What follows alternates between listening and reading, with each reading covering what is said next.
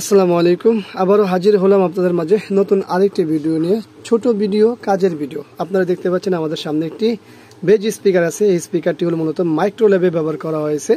Micro লেভেলে অনেকগুলো মডেলে এই স্পিকার ব্যবহার করা হয়। এখন এখানে কত ওমস আছে, কত ওয়াট আছে সেগুলো দেখব। তার আগে আমরা দেখব পেপারগুলো কেমন আর রিং পেপারটি কেমন। ভিডিও শুরুতে বলে রাখি, যাদের লাগবে তারা এসে নিতে হবে, আমরা কোনো কুরিয়ার করতে পারবো না, এটা আমরা ক্লিয়ার করে বলে দিচ্ছি। যাদের লাগবে এসে নিয়ে যাবেন, ঠিক আছে? তো যাই হোক, সর্বপ্রথম আমরা দেখছি এখানে যে রিং পেপারটি, মাশাআল্লাহ খুবই মজবুত একেবারে, দেখুন, ঠিক আছে। কিন্তু একটি সমস্যা আছে, সেটা হলো আমাদের ক্যাপটি ট্যাপ খেয়ে গেছে। ক্যাপটি ট্যাপ খেয়ে গেছে, তবে এতে কোনো সমস্যা হবে না, এটা আমি গ্যারান্টি দিয়ে বলতে পারি। তো চলুন এটা দেখি, ওমস এবং ওয়াট দেখে নিই আমরা। ওমস এবং ওয়াট দেখতে হলে আমাদের যেতে হবে এই যে জায়গায়, এখানে হলো 8 ওমস এবং 30 ওয়াট। আপনারা যদি দেখতে চান 8 ওমস এবং 30 ওয়াট।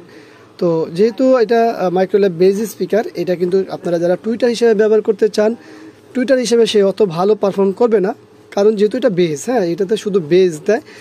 টুইটার হিসেবে ব্যবহার করতে পারবেন, কিন্তু সেই হিসেবে মজা লাগবে না, কারণ মার্কেটে যে স্পিকারগুলো আছে কয়েলের, যে টুইটার হিসেবেই বাজে, সেগুলো কিন্তু আলাদা কয়েল করা হয়। কয়েলের ভিতরেই হলো সব কিছু কাজ এবং পেপারে। তো যাই হোক, আমাদের যেহেতু রিং পেপারটা আপনারা দেখতে পেলেন, এবং এখানে যে মূল পেপারটা, রিং পেপারে যে পরে পেপারটা, সেটাও খুব হার্ডলি পেপার, দেখুন খুব হার্ডলি পেপার দেখছেন। আর ট্যাপটাও খুব হার্ড, যে কোনোভাবে ট্যাপ তো খেতেই পারে, ট্যাপ খেয়ে গেছে। তো যাই হোক, সব কিছু মিলে আপনাদের ভালো লাগবো আশা করি। ভিডিওটি ভালো লাগলে কমেন্টস, শেয়ার, লাগলে অবশ্যই আমাদের সাথে যোগাযোগ করুন। তবে শর্ত একটাই, এসে নিতে হবে, আমরা কুরিয়ার করতে পারবো না।